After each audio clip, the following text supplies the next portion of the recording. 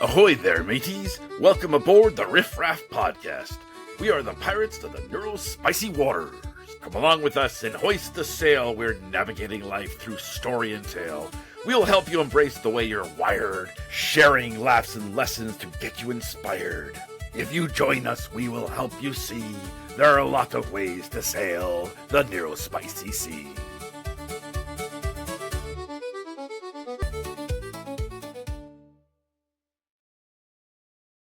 One cup.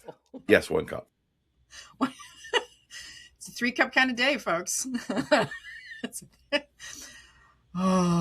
a day. We've all got our support stuffed animals and our coffee. It's good. Welcome to Across the Desk and the Riff Raff podcast. And joining us today from the Arctic North is Disco Santa.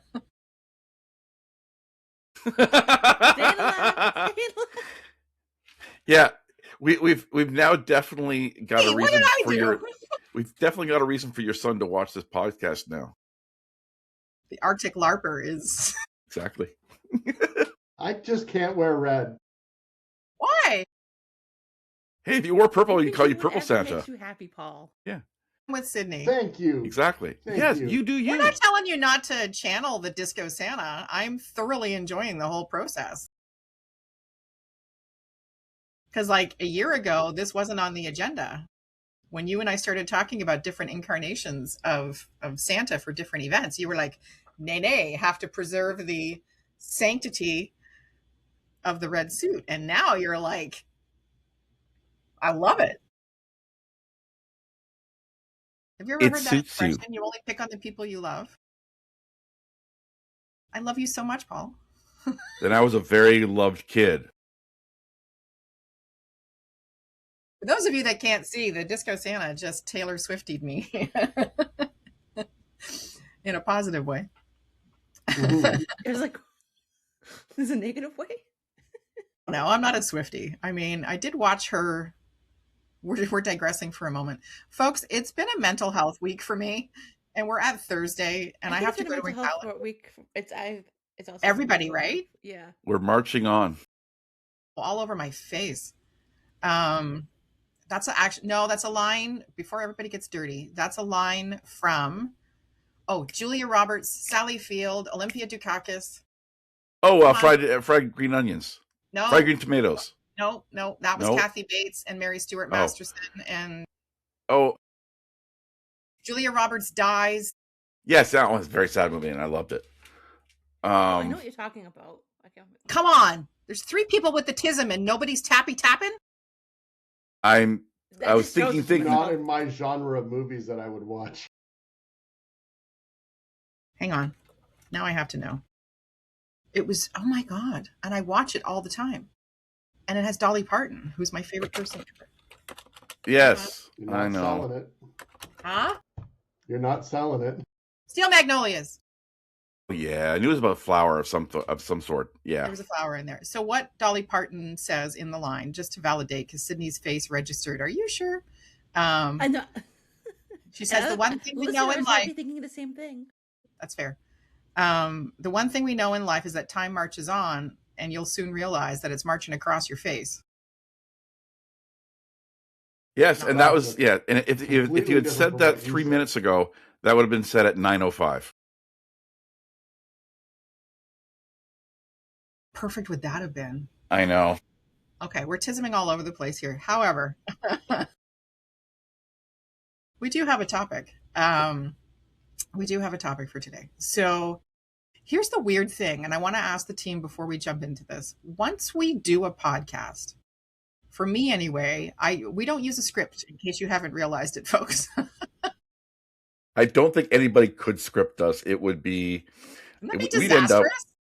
Well, I think if we scripted, I think we'd end up finding places to go off anyways, you know? Yeah. It's like, this is more of a suggestion. Exactly. Basically we have a line in a spreadsheet, and that's it. And we don't even always follow that. We literally do have a line. So we do have a plan. It might sound like we don't have a plan, but we actually do have a plan. We've actually had several meetings, sadly, to plan. Because the topic is really important. But Maddie and I have been podcasting together for about 2 years now. And when we first shut up. You Seriously? and I was. This was our 5th year that you. So we started off with the podcasting episodes with Autism Alliance, and then in 2022, yeah. So then 2022 is when you and I started doing it. Yeah. Wow, have we it's been been more. It's been, well, you know what? Okay, so yes, we have been, but you know that's now. We've had life, you know. But we've, yeah, it's okay. So we're gonna the COVID years have compressed our concept of time. Sure, go with that. So when we first started looking at Maddie and I doing a podcast. When we started having discussions, they came to the table and they're like, okay, I need structure and I need to know exactly what's going to be said. And there was a lot of boxes, to which I went, I respect that. That's cool. Like, let's figure that out. And I think we tried that twice. And then Maddie realized that's, you know, it is, you definitely need a topic. You definitely need a focus. You definitely need to make sure that you have the brains at the table that can have the conversation. It irks the crap out of me when people get onto a topic and you can tell pretty quickly they got no freaking experience, clue, or if I may be so bold, no right to be talking about certain things. So we do that. And we do have a communications calendar. We do have a topic, which I'm going to share with you shortly. But the idea of scripting, it's like itchy underwear. Remember when underwear used to have tags in it? I don't know who thought that up. Paul's having a moment. Hang on. He's checking his. Tag your itch. Mine still has a tag. You need to update. Okay, first question, Paul. Which microphone is selected for you? Because it still sounds like you're far away and you have your headphones on. Yeah, it's not your headphones ones that are working. You're in an echo chamber. Yeah, there's something going on.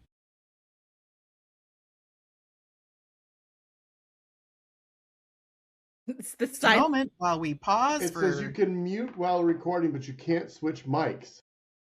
Oh, well, then you're going to have to sit forward a little bit, Santa, because it has not picked up your headset. Okay, now speak. Sit forward and speak if you're going to do that to test this theory out. Yeah. Raff. Yeah, much better. You weirdo. So you can either continue to sit there with your headphones on and you know, enable the stereotype, or you can take them off and just accept you have the different microphone. Well, the thing is, I checked it before I started, and it said using headset. So if I take these off, I won't be able to hear you because it's using my headset. Oh, gotcha. For the speaker part. Okay, all good. Just dumb. I have my headphones to listen to you, and then I have my microphone to talk into.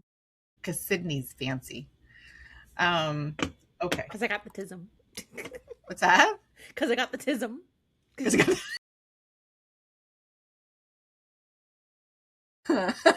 We will have moments, folks, and it's all respectfully done, just in case you think it's all, you know, it's all love and light, that there will be moments where somebody will say something or do something, and like what Maddie's trying to do right now, making themselves into the headless I was like, no, actually, okay, I was setting up to say, this is Maddie with the tism. Okay. But we'll call that out. Like, tell me you have the tism without telling me you have the tism. What we haven't done in the last couple of ones, which I think might be a good idea, is just to very quickly reintroduce ourselves. If you're new to us, welcome.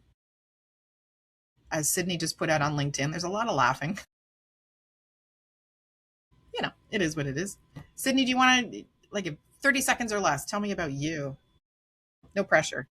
Oh goodness, who am I? Who am I? Pull your microphone a little closer. All right, you have 20 seconds left. Is this a game show? What's going on? Hi everyone. I'm Sydney Elaine Butler, and I'm autistic.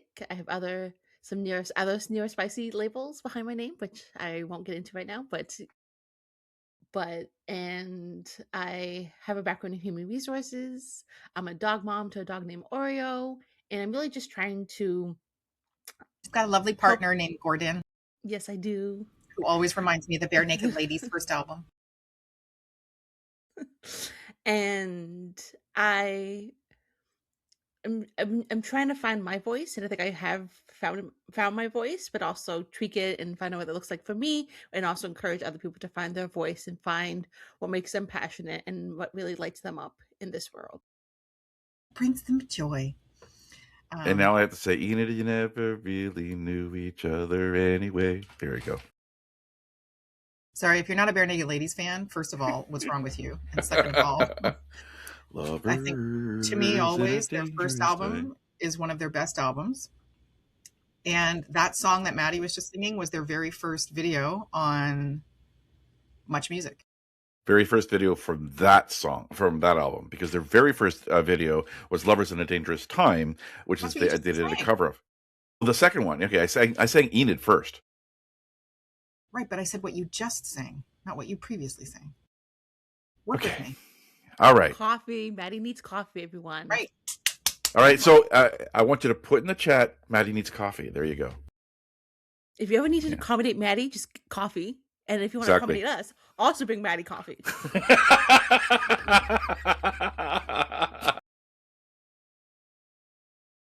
That was beautiful. That was beautiful.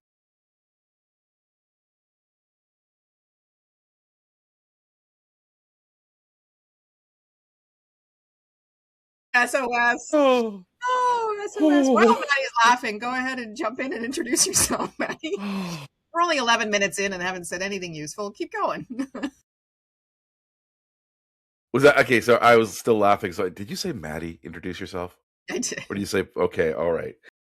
Okay. I'm Maddie. I don't say anything funny ever. I'm an autistic adult with many other neurospicy layers of my neurotapestry. I'm a father. I'm a parent of 4 kids who, in bunny ears, are kids who are all autistic and ages of 17 to 27, and many of them also have unique neurotapestries and other things that make them so unique and so special, and sometimes I want to hug them and squeeze them so they don't do anything more stupid. Well, I'm going to tell you about we have probably the most neurospiciest household you'll ever see. When people come to visit us, they're the ones that are neurodivergent, and we're the ones that are typical. Okay, are you good? That was a deep I'm breath. good, yeah. Okay. Yeah, did I do that in one breath? I did, yeah. Pretty much. Paul? Hi, I'm Paul.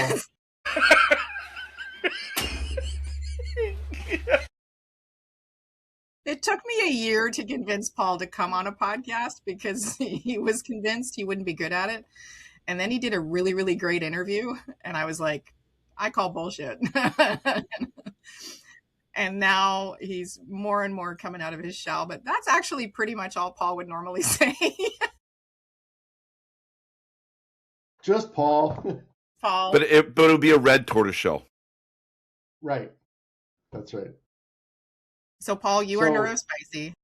Yes, I am adult diagnosed ADHD, and depending who you ask, highly suspect in other areas. Move in to the microphone. Embrace the microphone, Michael. Hi, I'm Paul. There. Okay. So. Hi, Paul. Hi.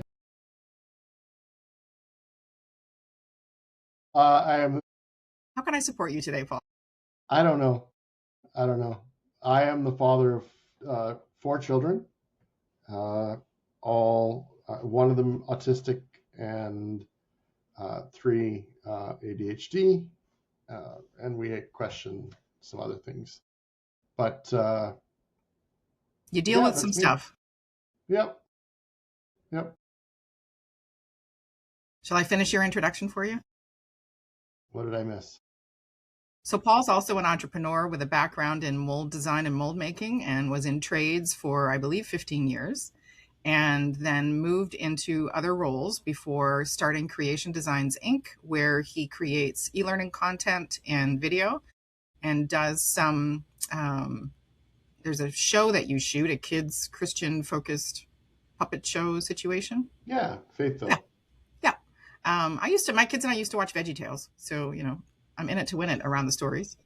And then Paul and I have been working together now for about 5.5 years, 5-6 years, specifically around neurodivergence in manufacturing and trades. And so we're currently on our third project together. Oh, super weird. We're having all kinds of time moments here, which leads into our topic. So my name is Elizabeth Plouffe. I am the founder of Spiro Canada and founder of Socially ASD. And so we focus on creating opportunities for neurodivergent individuals to develop employment and social skills, and not in like an infantilizing, come here and let me do everything for you way. It's more like board games night. I'm like, here's the board games, figure it the fuck out. Like, I know it's the F word. Paul's eyebrows went up. Our goal is to make sure that individuals understand that they have a say. They have a say in what they do in their day-to-day. They have a say in what they do socially. They have a say in their careers. We want to make sure in everything that we do that it's with the individual, always about meeting them where they are and believing in competency, and always about getting parents to, back the truck up and go, it's okay. If they fail one day to take their medication, as long as it's not a life-saving medication, that's okay. If they fail one day, we want to create failure points, because where failure happens, growth begins. So part of the reason for this podcast is that we've all gone through situations. Oh, I have kids. That's right. I forgot that. You have two of those things. Why do I do what I do? Yes. I didn't know anything about neurodivergence, which wasn't a term back then. I didn't know anything about autism. I didn't know anything about nothing. My first introduction really to day-to-day neurodivergence was my husband, who is dyslexic. I was not identified as any kind of neurospicy at that point. We got together and magically created a son who is autistic, dyslexic, and ADHD. He's been fun. And then we also have a daughter who is likely ADHD. I am late discovered ADHD. It's been interesting going through the sessions with my son growing up, but then meeting people who are willing to talk about it. I don't know. I think everybody on our team processes really, really well, verbally and auditorially, whether it's through the listening and the engaging in the conversations and those aha moments. Like Maddie and I have very frequently pressed record because we've started a conversation and we know we haven't heard this conversation happening anywhere, and we know it needs to happen, because then more people will have aha moments and more people will go, yeah, me too. Right? Like I had a teacher come up to me this year. So back to what Paul and I do. And any show I do, any trade show, any event, I've just signed up for another event with Sharon College. I disclose with their permission, I disclose my husband's diagnosis, my son's diagnosis, and my discovery of why I was a pain in the ass growing up. And I had a teacher come up to me at one of the events Paul and I were at Notre Dame, John, and he said, I need to talk to you for a second. Now, traditionally speaking, when a conversation with me starts that way, I have done something wrong. It's not unusual to have multiple conversations that start that way in a month. So I was like, what did I do?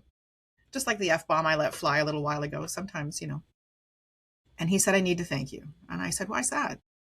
And he said, because most service providers that come out don't share that they're also part of the group. They don't, share their diagnosis. For some reason, they might fear it affects their like how they appear or their expertise or whatever. I'm like, but who better to talk about ADHD in a middle-aged woman who grew up undiagnosed, unsupported, and whatever else than a late discovered middle-aged woman who grew up like, why would that change and if it changes what you think about me or how you perceive my expertise, like that's a you thing. Yeah. That's not a me thing. I'm really pretty solid in who I am. And I'm really not good at changing for other people. So I'm not going to not talk about my my neurospiciness to make other people comfortable. And that kind of leads into our topic today, because a lot of we have our youngster here. So Sydney's representing the youngsters and giving me side eye. Well done. That was good. It's like having my Well, it's better than her calling us old, you know. Side eye's fine. And Side you could. Paul especially. So we'll call her Sydney. No, Paul's actually the oldest in the group, I think. Aren't you? He's thinking. Paul's like, I don't want to talk. Well, are we disclosing birth years right now? June 1970. I'm December 1975. So if you're in between us, you're... So we'll just leave it there. Were you born in the 60s? My gosh, you're 1 decade older than us. 67. Oh! Well, it's a good year. It's my mom's Old age. fart. My mom's year. You're old enough to be Sydney's dad. You're 1 year younger than my dad. I'm old enough to be Sydney's mom. I don't care. You know, my kids are 26 and 27. As soon as I say that, I get one of two reactions. Oh, that's nice. Or, oh, you don't look old enough to have kids that. And I'm like, I like. It was to my mom all the time, and my dad. Yeah.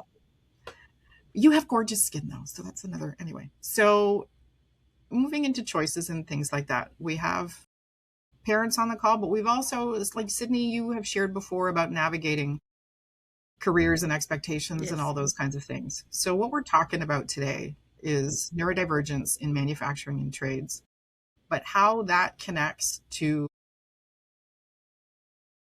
what some parents might consider unique career opportunities for individuals. Somebody's clicking something. Yeah, caught you.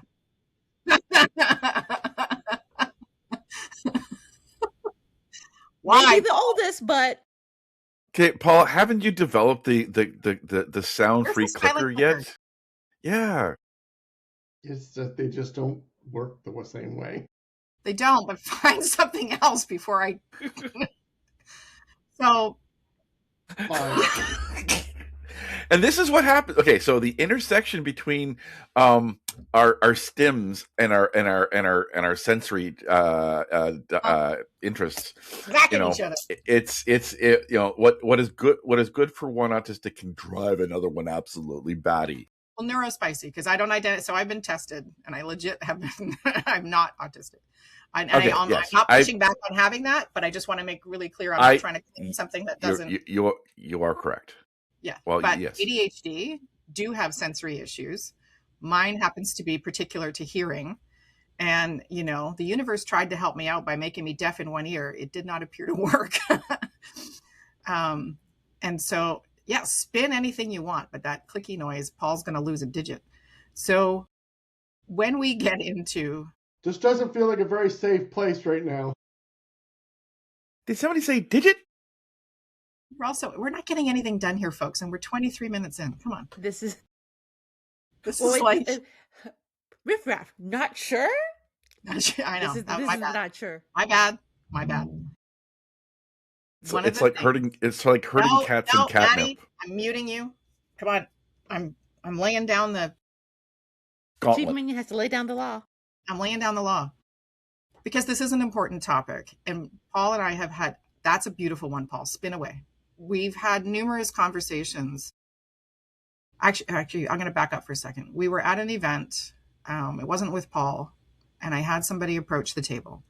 And when we're at these events, or some of these events, they're focused on encouraging youth to consider trades as a career. Because society as a whole has moved away from understanding the function of trades, there's some biases and misconceptions that it's not a post-secondary path, that it's uber dangerous, that it's not a respected thing and all that kind of stuff. And I'm here to tell you folks, one, having been associated with trades now for 22 years, you're right, there is some risk. Not gonna lie. My husband's had things broken. He's had some skin removed. He's, because you're working with tools, you're doing a variety of things. But here's the other piece of the research that we've done, is that folks who are neurodivergent actually rate at 93% safety rate. Weird but true. Whereas neurotypicals actually have a higher accident rate and injury rate in these types of roles. Especially, and this is data, this is not bias or opinion, folks with autism, when you explain to them that if you work with a particular machine the wrong way, and you will lose a digit or injure yourself or whatever it takes, they will do everything to make sure that that doesn't happen. The risk aversion is real for most people who are, riding the autism wave. ADHD, I'll be honest with you, more of a guideline with rules, and they will potentially experiment a little bit. And, that's why you see some people who, are missing some digits or whatever. But there is no more risk to getting into trades from an injury perspective than there is with anybody else getting into it. Some of the challenges with getting into it, right? So, Paul, there's 152 Red Seal trades, roughly. I don't know that number off the top of my head, sorry, but probably, yeah. Lean into the microphone, my friend. I don't know the number off the top of my head, but I think it's that. Okay. Stop leaning back, and we don't have to tell you to lean forward. Don't click. Lean forward.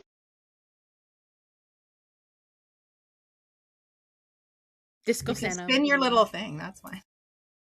Spin your little thing.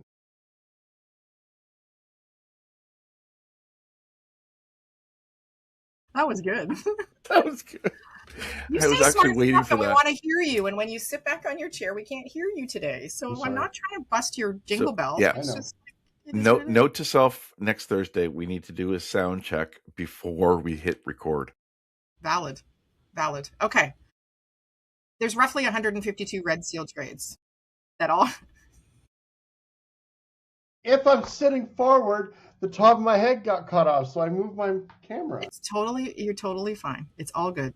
Namaste. Now I'm going to go. Shortly, I swear. So what we've tried to identify over the past 5 years are what are the barriers for people getting into trades? And most specifically, what are the barriers for people who are neurodivergent getting into trades? Fun fact, trades happens to attract people who are neurospicy at a higher rate than traditional jobs.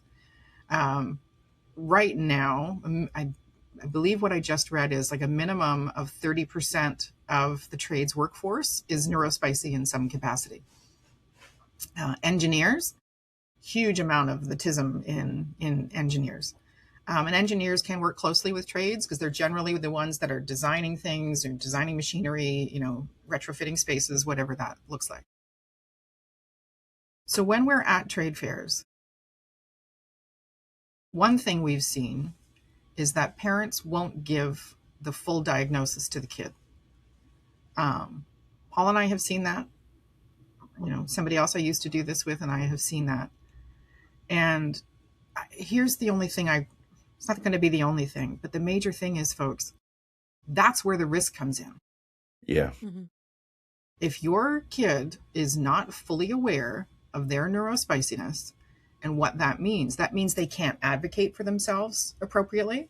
That means they can't, have discussions with their physicians over what medication might be required to support appropriately. That means they can't explain to anybody, what's going on if they have a sensory overload or what have you. Has anybody else seen or experienced that where? It's interesting. Yesterday. Oh, go, Maddie.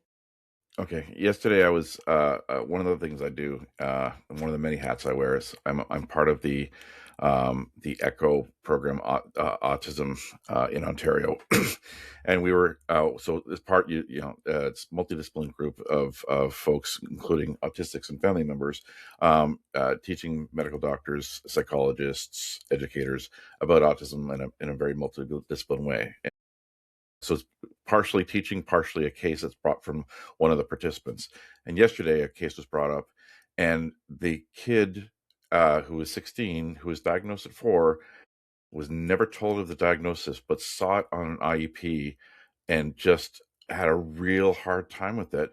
And one of the things that, that I mentioned, the longer a kid goes not having a name to put with like their diagnosis, there's um a real challenge for them when they finally get it, whether they can when they're told whether they can accept it. And it's really challenging to navigate the world without knowing a solid piece of information about yourself, and it generally never goes well when they're told later.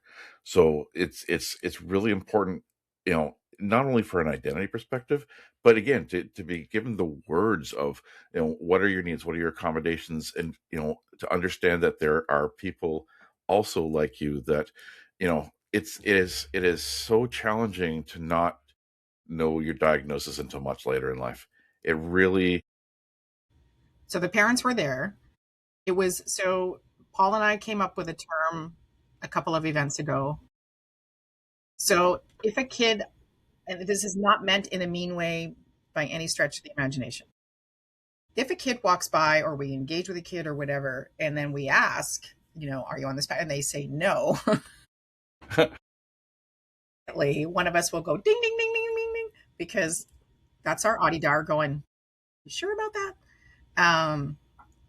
And this kid and their parents came to the table, and it was obvious that there was some tism going on, and not in any way trying to call anybody. I just asked, is autism, like, because a lot of the folks that come to the table are on the spectrum. I said, is autism on the agenda? And the kid's reaction was, why is she asking that, Mom? Why is that? Why is she? No, I'm ADHD only. And like, it was a big, but in the meanwhile, he turns back to me, and Mom looks at me in the eyeballs and starts nodding. I was like, son of a bitch, why would you do that to your kid? Because not giving the diagnosis creates that sense, like if a kid is told one thing but there's also another, you by not telling them are reinforcing the stigma about the thing you're not telling them. But there's something to be ashamed about being exactly. autistic. Yeah.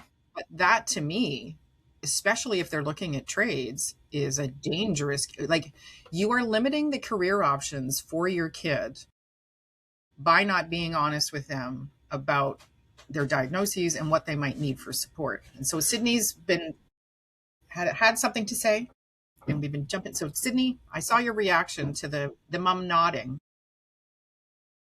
Well, my first thing I was reacting to is when you said it's about sensory overload. And so, again, I was diagnosed with autism when I was 6 years old, but again, didn't really know what it meant for the longest, and didn't know how it would impact, because like sometimes it would impact me more than others. And so with sensory overload, I would have really bad sensory overload, but I didn't have the verbiage of sensory overload or sensory underload. And I literally I would feel gross in my skin, or like different things would trigger it. And I was like, I'm having a gross attack. That's what I used to call them, because I didn't have Which is that's a good phrase. Yeah.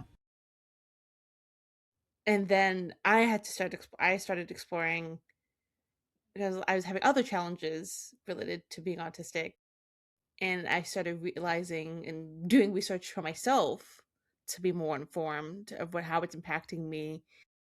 And it's like, and I remember coming across sensory overload. I'm just like, oh my goodness. Oh That's my the grossness. goodness. Because I think one time we were in a meeting, and I had to I changed my outfit like 3 times. So I was just like, nope, next, change my shirt, next. Oh, I've done that. Nothing. And even this morning, I was like, what do I wear? Like, I was just like, what do I put on my body?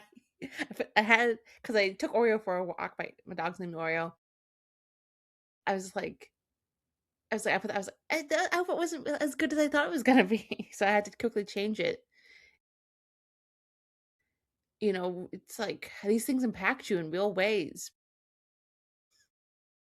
And even when I would call them the gross attacks, it would only give me a piece of the puzzle of like, this is my experience, or like, and it's like, how is this? And I was really thinking, like, how is this going to impact me if I have gross attack in the workplace?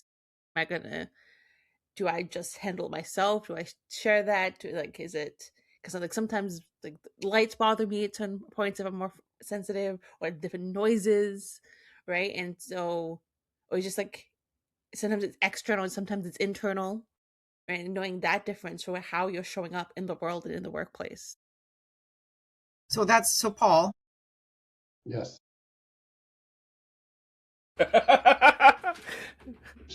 She mentioned something that I didn't have any experience with, sensory underload. And so I love that term. I write it picked that down, up and too. Yeah. I needed to write it down so I could look it up later. And thank you for doing that, because I was going to do the same thing. Is that we need to talk about that? We're like the official term is hypo or hypersensitive. Yeah. Hypo. Yeah, exactly. So like we can be both more and less sensitive in a particular sounds at the same time. So you could absolutely need loud thumping music to sort of help you through that, but you can't handle that an alarm that coming the same way. You can't handle soft things, but you need something like a harsh touch. Like it's a thing. what I find is a lot of folks that are neurodivergent are experiencing the highs and the lows at the same time. Yes. And that's what it's confusing, because teachers, professionals are all taught like that we're hypersensitive to things. But no, actually, a lot of us, like we are the Maddie? opposite. Yeah. Okay. So I'm gonna tie this, because I'm doing my thing. We got to get to the topic, and we're The topic. I know. Oh, wow. I know, silly rabbit, but This is the cherry on top. We'll get to the toppings. what did we say? Let's go in the chat. That was a metaphor, not a pun. Oh, you're right. Good. I was going to say accommodation. Never. Okay. So from a sensory perspective, sorry. You're absolutely right. One of the conversations that we had, so on Saturday, Paul and I were at the Halton Catholic District School Board Trades Fair. And John Dietrich has done an incredible job at putting this event together for the past, I want to say, I've been going for 4 or 5 years. It's grown a lot, and it's an opportunity for individuals to come in from grade 8 to grade 11 or 12 and learn about different trades. So like DeWalt was there and had an entire tool thing set up. Paul, jump in if you can remember any displays. We didn't get a chance to walk around. Historically, I don't sit down for the entire event. We are in the best way possible. We are nonstop busy. So there's colleges there. So Sheridan's there. I think Durham was there. Mohawk was there. There's associations. So I think like the Boilermakers were there. I don't think the Millwright Association was there this year. I didn't see them. The guys who do the welding every time, the soldering. They were not there. No, they were. Oh, they definitely were they? Were they welding? They were right across from us, actually. But were they welding? Oh yeah. I didn't. Okay. And we're gonna put a pin on that for a second, because that identifies. Please don't forget that thing. Then there was landscaping, there was masonry, there was all kinds. So it's an opportunity for individuals to go around and not only talk to tradespeople, because you should be talking to the source. That's why my husband comes with me, because he's dyslexic. He's been in trades for 22 years. Paul's an amazing resource because ADHD and also been in trades, but identified moving on. So combination of trades and entrepreneur. And what I love about that is that individuals and parents and teachers come to the table and they have a completely different experience than any other service provider in the space, because we're bringing lived experience to trades, which most of the others have representatives or whatever that are not necessarily in the trade, and we're representing the neurospicy. So what came up that day was around how somebody who's neurodivergent could choose a trade? Like, what should come into play? And I said, you know what? It actually comes down to sensory issues. And I was talking to Sheridan College yesterday. Whoop, whoop, I'm a two-time grad. Me too. And she said, what do you mean? And I said, a lot of folks who are neurodivergent have sensory issues of some kind. Where that's particular to trades, coming back to Paul. So Paul and I were at Level Up a couple of months ago, and Highmark was in the area, and they were welding. If you've never been around anybody welding before, there's a variety of smells. And if you happen to be sensory sensitive for smell, Paul, I think you were having a rough go with the amount of. I get headaches from soldering smell, the smell of solder. The flux, when they heat it up and it evaporates and they get that in the air, I get headaches from it. So, and I get really nauseous from the smell of burned propane so I am sensitive to smells. I don't think it's a sensory issue as much as maybe I'm wrong, but I assume headaches are not a neurodivergent sensory thing. It can be a symptom. Yeah. That's something. Yeah. There's a relation. So your senses affect your other parts of your body, right? So there's natural reactions. So when we experience like a dislike of something, and then we have a physical feeling to it, like your body is telling you, I don't really like this, and it's doing something so to make you realize that you don't like this. Yeah. So I mean, but it was more. So the conversations we were having, it's just been really coincidental in the last couple of weeks that a lot of the conversations I've been having with folks is around understanding how you can choose a trade, and how sensory issues should play into that, right? So my husband has worked as a millwright and an electrician for 22 years. As a millwright, he has come home covered in what we lovingly call shit and corruption. So it can be, honestly, like, there have been days when he worked for the city of Toronto, he was in wastewater management, and he would literally come home, if he couldn't get to a shower, covered in poo water, right? So he would have to stand outside, he wasn't allowed in the house, and strip down, and like, if I needed to hose him, I did. But he also, with millwright, Paul, this is where your expertise would be really handy, because I lose the names of substances. But for CNC, for millwright, for, I want to say, HVAC and plumbing and many other trades, you're going to come in contact with viscous fluid for like hydraulic fluid, or what other types of fluids, Paul? Well, there's when you're talking about a manufacturing shop floor, there's all kinds of things in play. You've got, if there's soldering or welding going on, you've got flux fumes, you've got those kind of things happening. You've got propane jitneys that are running around that are exhausting into the area. For smells, you have cutting fluid. When CNC is cutting, they use a cutting fluid, and because of the high speed cutters spinning at high temperatures, a lot of that gets sprayed into the air in a very fine mist. So the smells are pretty strong. Now that said, they've come a long way with a lot of these fluids and different things to make them more friendly.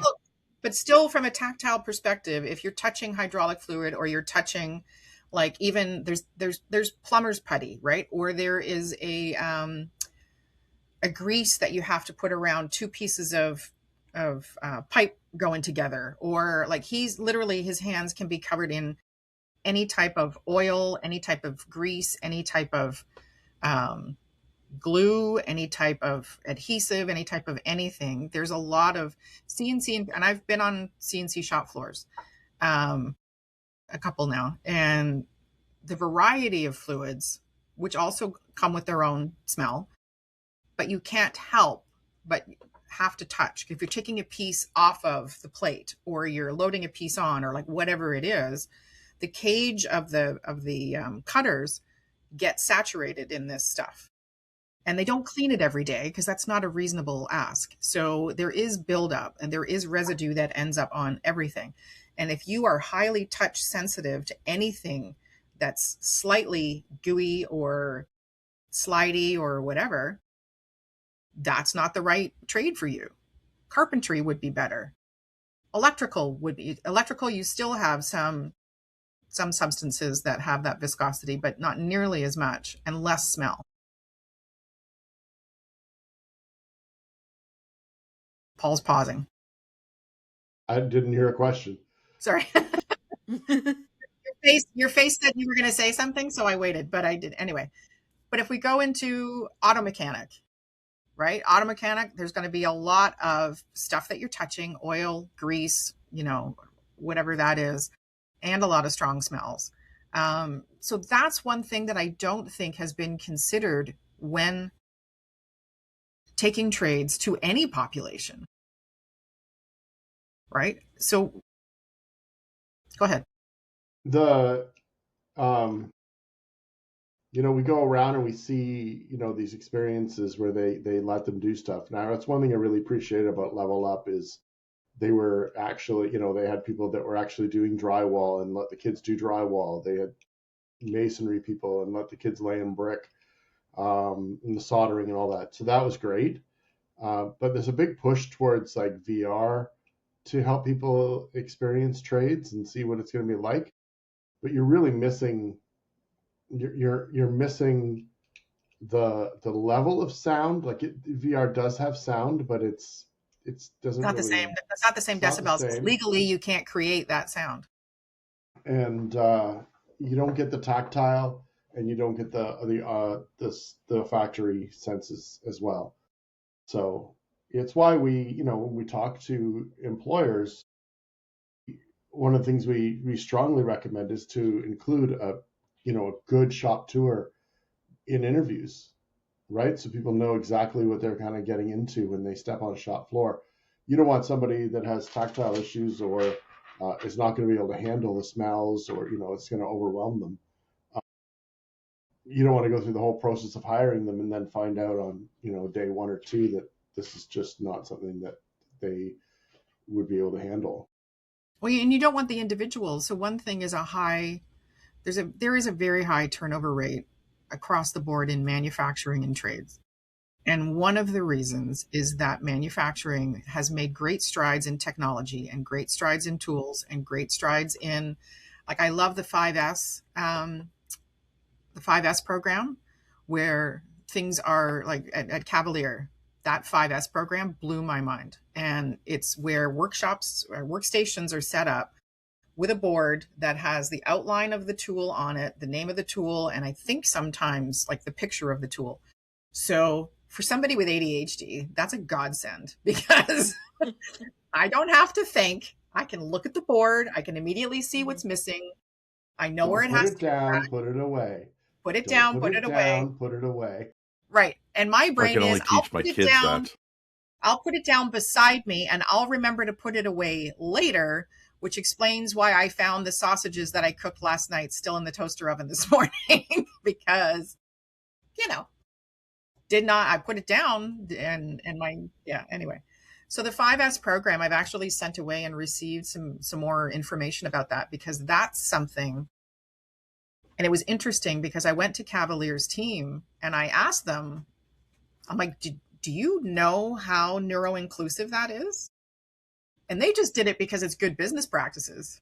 Mm-hmm. And I don't mean just in a dismissive way, but they hadn't considered actually how inclusive that whole model is, because you can do that setup for bigger tools. Like, you're not going to do it for all of your wrenches. And I mean, like, that would be, I guess you could, but if you're using 150 different tools, like, that's, if I were to suggest that. Sorry, they do it for all of the tools they supply. Tool makers have their own tools, and they're responsible for organizing their own tools in the way they do things. But any tools they supply is in the 5S? It's in the 5S. That just makes my little ADHD organizational heart so happy. Like, same. Oh my God, I wish I had that at home. Right now, my house is a full disclosure, I've had some mental health dip this week, so my house is a disaster. Because I'm like, nah, I'll do it tomorrow, and then. But at least your bookcase is organized. It is, isn't it lovely? And I didn't have to do a thing. Yours, we have the Daddy. same taste. I know. It's the same interior decorator, I think. We all read the same books. Exactly. We're all smart. Yeah. So the other thing that ends up happening is when we go into employers, one, it's kind of cool to see. I knew nothing about 5S. I have now since gone and watched videos and learned about it, so I can recommend it to other employers. During the first project Paul and I did together, I met with a company, and one of the simple things they do is each level of employee within the organization wears a different colored vest. So if you're brand new, it's green. If you are a lead hand, it's, like whatever it is.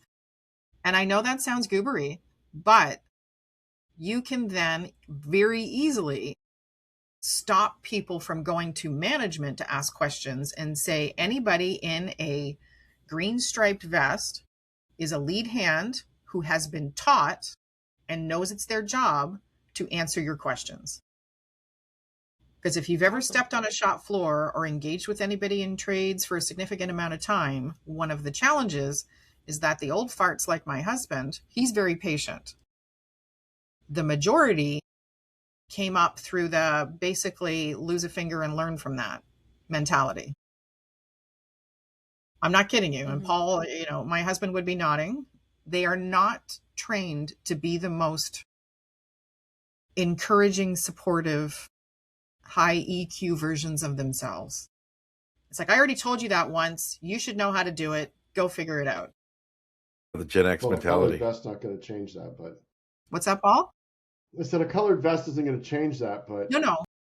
A colored vest isn't, but that's what we're trying to get around, is providing these tools and opportunities so that continuous communication happens and people get trained safely and know who they need to talk to. So if you've got 7 people doing the same job, 4 of them are grumpy and 3 are approachable and willing to be interrupted, put the vests on the 3. Leave the grumpy shits alone. But now anybody new. I would get so grumpy. But then you wouldn't get a vest, right? Yeah. No vest for you. No vest for you. Exactly. Yeah. They'll realize that there's no point in making an investment in you then. I get the black vest. Avoid at all costs. Skull and crossbones with a gray beard. Which fits our theme. Exactly. We are pirates. So I realized that was a bit of a segue, but we need to look at what's happening on the shop floor in addition to talking to parents, in addition to demystifying the trades, in addition to addressing the biases that parents and guidance counselors and everybody has around trades or any kind of different career choice, and acknowledging the individual's interests and acknowledging, if they've been building stuff their entire life.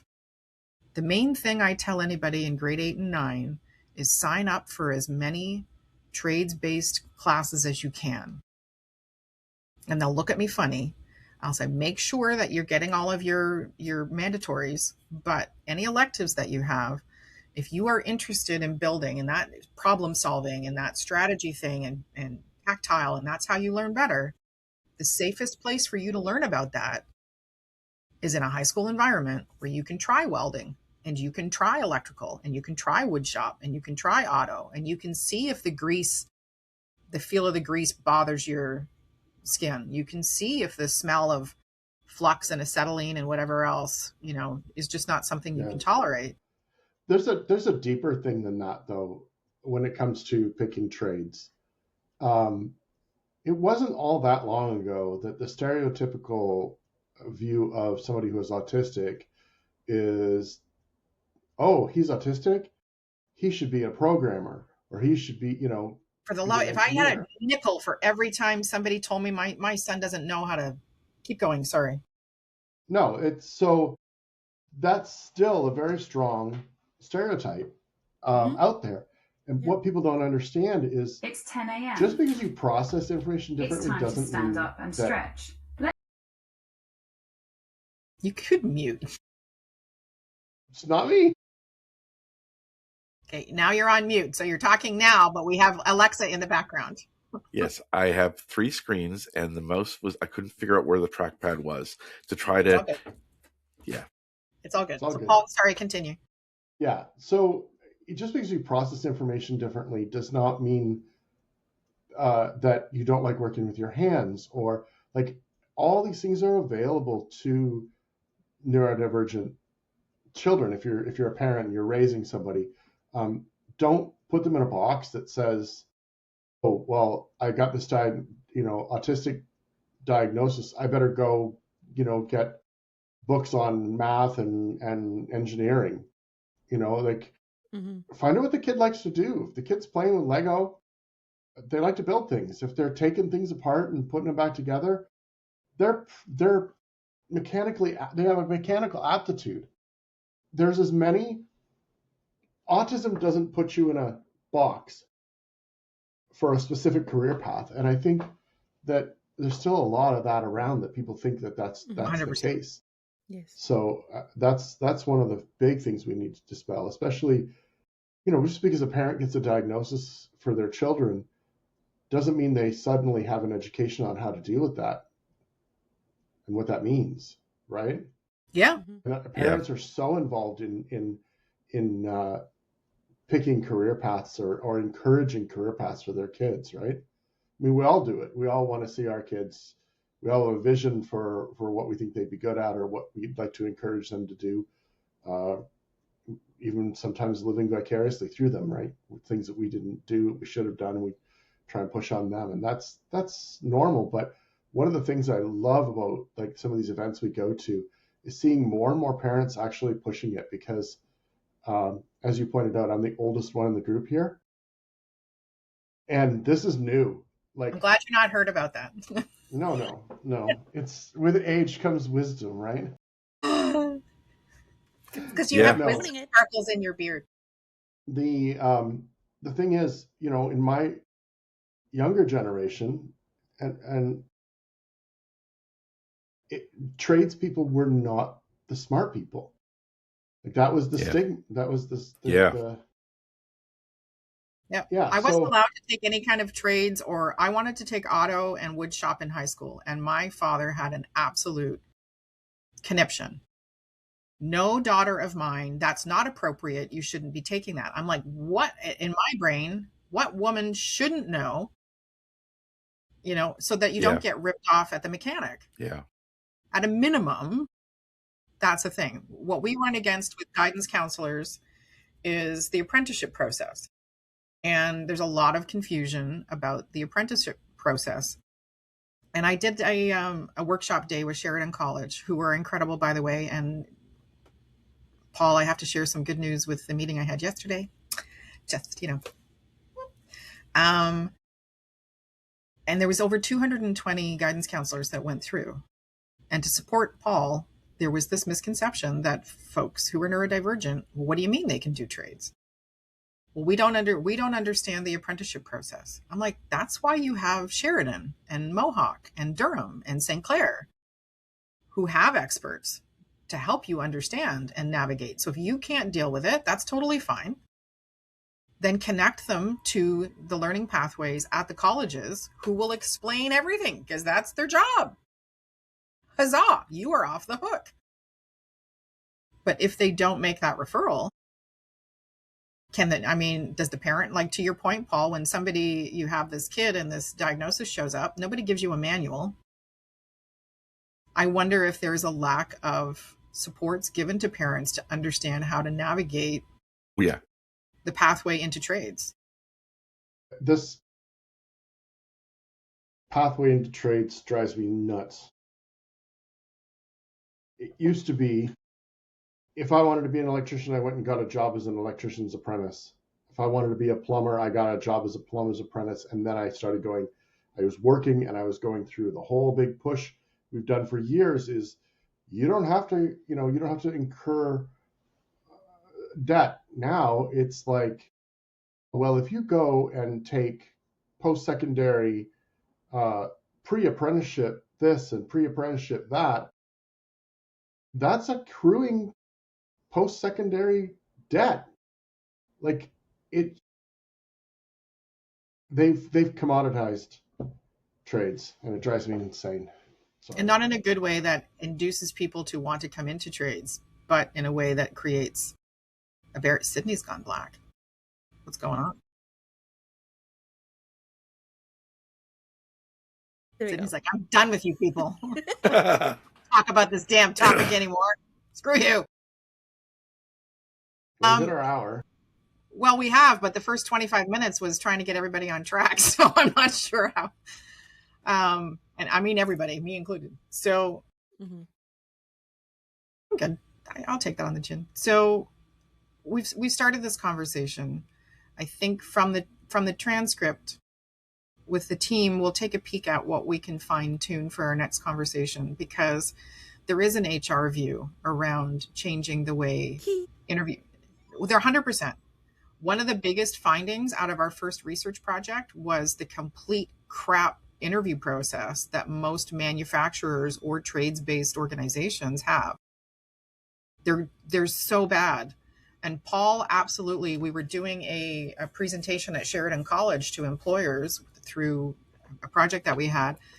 And Paul said something that has stuck in my brain ever since about how bad the onboarding is in most organizations. And then I was speaking at the Canadian Apprenticeship Forum as part of a panel on neurodivergence in trades. And I asked a room of 300 people, so how was your onboarding process? You know, raise your hand if it was good, raise your hand if it was not so great. I got to tell you, the not so greats were a lot higher. So from an HR perspective, that's creating barriers. The interview process creates barriers. The fact that none of the materials to get into trades is accessible to anybody with a learning difference. And we have a higher than 30% rate of neurodivergence amongst trades. Getting into the trades isn't the challenge. And they've shown this now statistically. Staying in the trades, staying in the apprenticeship process, staying in the school model, that's where folks are dropping out like flies. We have too many people wanting to wear a black vest and not share their knowledge. And Paul, I'm not poking at you. I really love that you said that. It's true. It's apt. Yeah, I love that you said that, because you're right. Not everybody. And so they pull these guys, give them no, or gals. We've got to be honest with you. The majority of people in trades it's changing, but the most senior folk tend to be male. So they pull these guys, give them no training, and say, by the way, now you're going to be the go-to for all the apprentices with questions. Like, what recipe for disaster is that little piece of witchcraft? We want folks to know that your diagnosis does not dictate your career. The way you show up in the world should influence your career. The way the world impacts you should influence your career choice, because we want you to be successful. We want you to work with your strengths. We want you to be able to accommodate if there is a sensory issue or a learning issue or whatever that is. But that should never preclude you from exploring it and asking questions and going up to folks, and doing we'll talk about informational interviews another day. That's a whole other topic. Oh yeah. All on it. And changed when I graduated from Sheridan for the third time. Informational interviews changed the way I went into my new career. Come out to the trade shows. What the heck was that? Okay, we're going to let it go. Game Boy sound that's been going on or something like that. It's going to be very interesting to listen to. The back. It's fine. But come out to the trade shows. If you're in Halton Region, there is a number of different events you can come out to. If your school has the opportunity to attend Level Up, one, it's a day out of school. Just saying, because I always signed up for those. And two, you can meet so many people and you can try some really cool stuff. I have And a it might question. hit it. Because you're saying like it's about like a lot of the day out of school. Is there any like thing for like 20-year-olds? So they can So- attend Level Up as well. Level That's Up why has evening events. Let's level it down. Level down. Because I'm just like my cousin, maybe my brother, but my cousin's interested in the trades and she's neurodivergent. The Center for Skills and Development here in Burlington is the only organization I know that has Try It programs, but I will call them out in saying they do not actively support neurodivergence. And I've had meetings with them asking them what their support process is. So go into that with the knowledge that if they need accommodations or what have you, I mean, the flip side is give them my name and I'm happy to have, happy to have chats and see where we can find. But the last recommendation I would say is like, so I'm here in Burlington. Maddie, you are in? I'm in Smiths Falls, just outside of Ottawa. And Sydney, you are in? Brampton. And Paul, you are in? Windsor. So the reason I ask that is that I know in Halton Region, there are maker spaces. There are things like our Burlington Central Library has a great makerspace. I know up in Newmarket, there's a great makerspace. And while that might be, no, actually, my friend just told me the Burlington Central Library makerspace now offers 3D printing. Paul, you should come and check it out. Industrial sewing. Just look over there. Well, I was going to say, they can come visit him. yeah. But those makerspaces, Sydney, might be a spot to go and start taking a peek. Okay. She's based in Toronto, but she drives, so there's ones in yes. So I don't have them off the top of my head, but we will find them. And City of Ottawa also has that through their library. She's a driver, so she likes to drive around. Well, then come out to Burlington. And to wrap, one of our goals as a team is to create an ability hub here in Burlington, in partnership with the City of Burlington and other partners.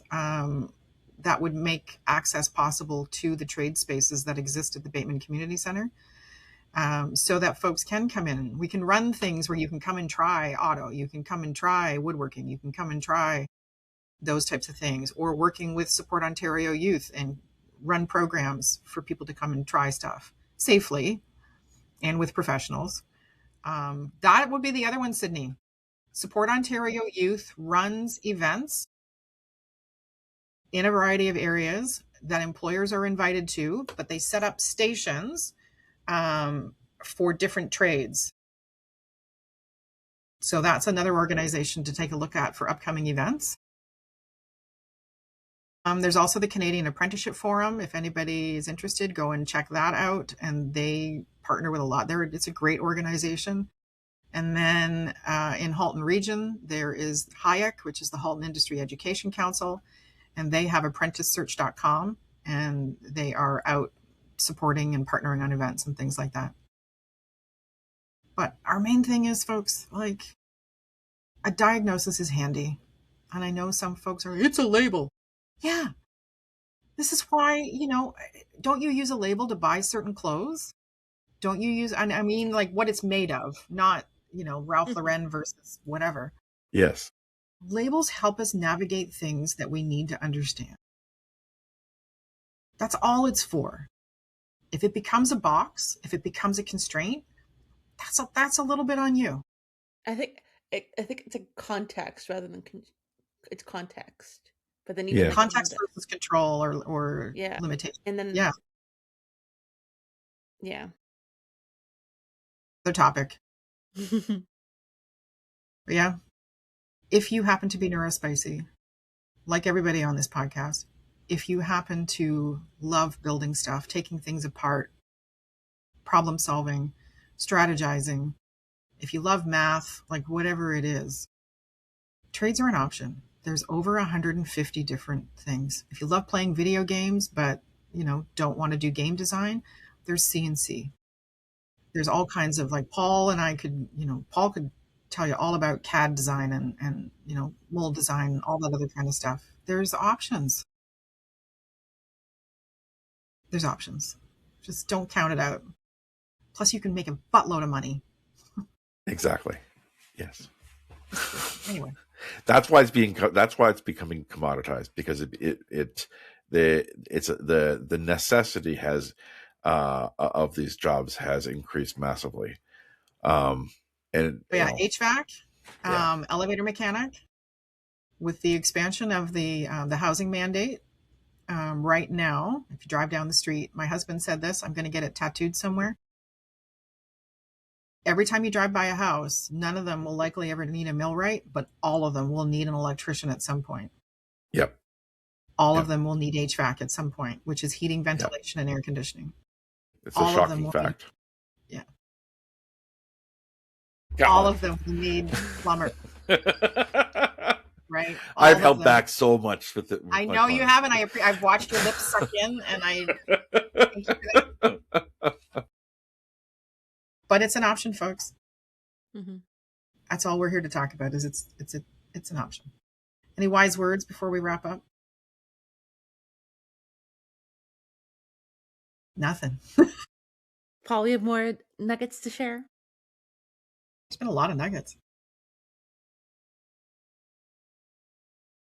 No pressure. If you're on a podcast with Elizabeth, get a stim thing that doesn't click, because I can hear it. That's a wise one.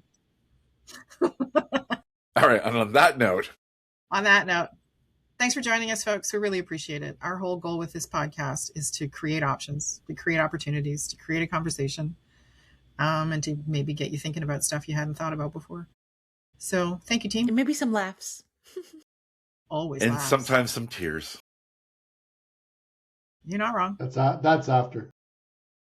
Why did I do this to myself? Why did I let them pick on me? Bye, everybody. Bye, Disney Paul.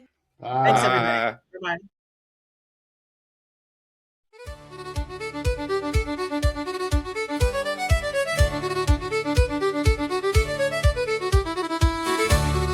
Hey, this is Elizabeth Blue from Spiro Canada, one of your pirates on the Riff Raff podcast team. My fellow pirates include Maddie Dever from Autistic Bridge, Sydney Elaine Butler from Accessible Creates, and Paul Coleman from Creation Designs, who is our very own Arctic LARPing Santa. Thank you for joining us on the Neurospicy Seas, and we wish fair winds to you all.